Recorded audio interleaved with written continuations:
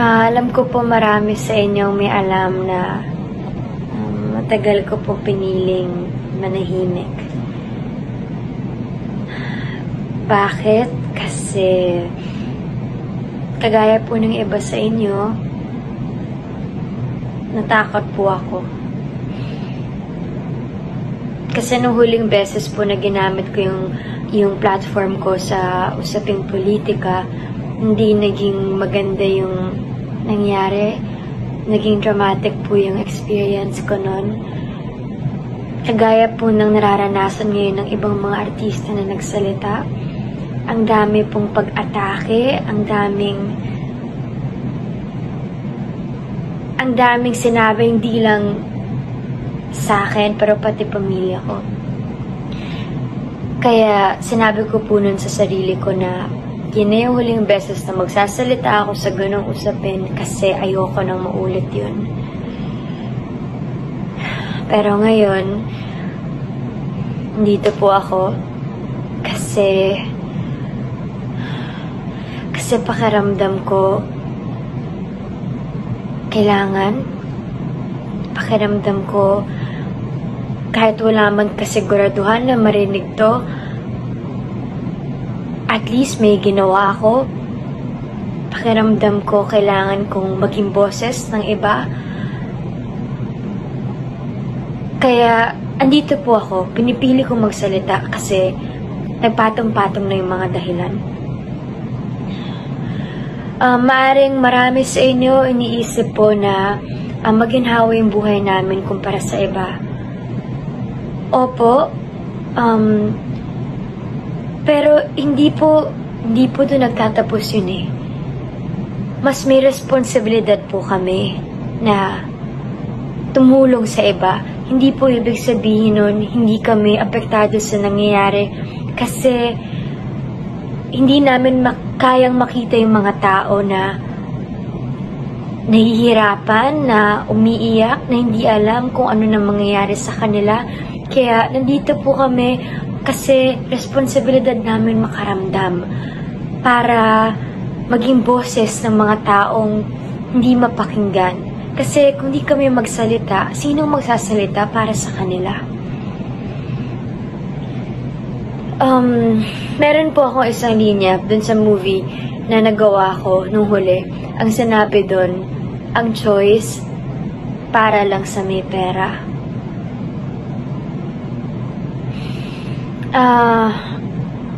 Nung isang buwan po akong namuhay kasama yung mga OFW sa Hong Kong, dun ko po napatunayan at dun ko lalong nakita kung gaano kahirap ang buhay.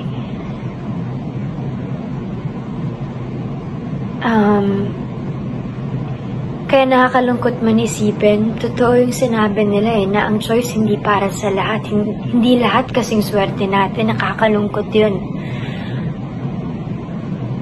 Tapos ngayon, yung pong pagkawala ng pagka-shutdown ng ABS-CBN, sa ginawa nilang yun, mas binawasan pa natin yung pagpipilian ng mga kababayan natin.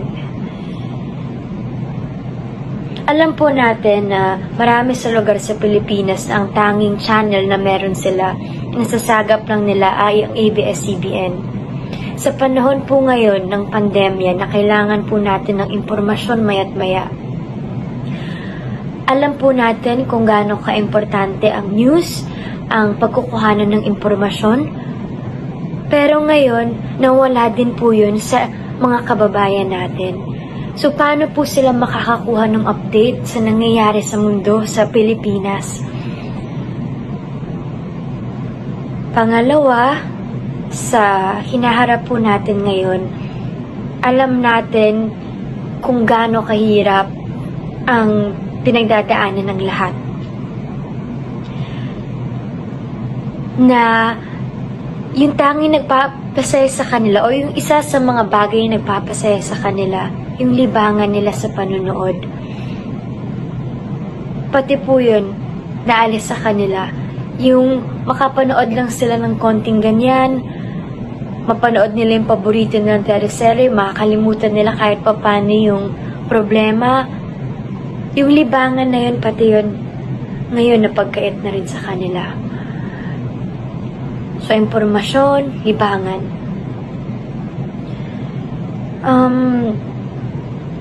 Ito yung panahon po na dapat wala tayong mapag-iwanan na Pilipino. Ito yung panahon na dapat magtulong-tulong tayo. Kaya nananawagan ako sa mga tao na may access sa impormasyon. Sana alamin natin kung ano yung nangyayari. Alamin natin kung bakit namin pinaglalaban to, kung bakit paulit-ulit namin sinasabi na walang nilabag na batas ang ABS. Tulungan nyo kami na ipaintindi sa iba kung saan kami nanggagaling. Sana matuto tayong makaramdam para sa 11,000 empleyado na nanganganib mawalan ng trabaho. Matuto tayong makaramdam sa ilang milyong Pilipino na nawalan ng libreng access sa impormasyon at libangan. Huwag na po natin palalain ng inequality. Ang choice, hindi lang yan dapat sa may pera. Magtulungan tayo. Ngayon po, baka sinasabi niyo na pinipili namin magsalita kasi pangalawang tahanan na namin yung apektado. Pero hindi lang po kasi yun yung issue. Una, issue din po ito ng labor issue. Kasi ilang libong empleyado yung nawalan ng trabaho kahit na wala naman silang nilabag na batas. Issue din po ito ng public health. Kasi yung impormasyon na pinagkukunan nila para protektahan yung mga sarili nila nawala. At lastly, issue din po ito ng press freedom. Kasi nawalan sila ng paraan para magpahayag.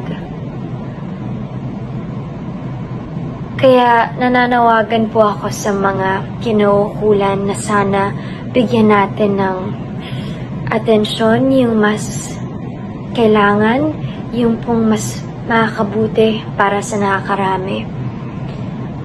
Tayo mga Pilipino, sana matuto tayong manindigan sa kung anong tama.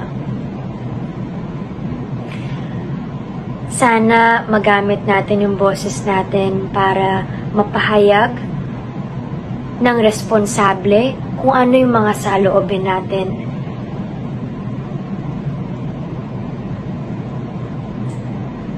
At sa mga kabataan, sana huwag kayong matakot. Kasi kagaya nyo din ako, natakot ako. Pero kung hindi kasi tayo magsasalita ngayon, sino? Tayo yung magmamano ng Pilipinas, kaya may karapatan tayo. Samahan niyo po kami magdasal na sana maging okay na lahat. Sana matapos na lahat to at sana maayos lahat sa tamang proseso at mapag-usapan ng maayos. Ayun lang po. Salamat po sa pakikinig. Ako po si Catherine Bernardo, isang artista, isang Pilipino. Huwag po sana natin kalimutan kung anong tunay na kalaban.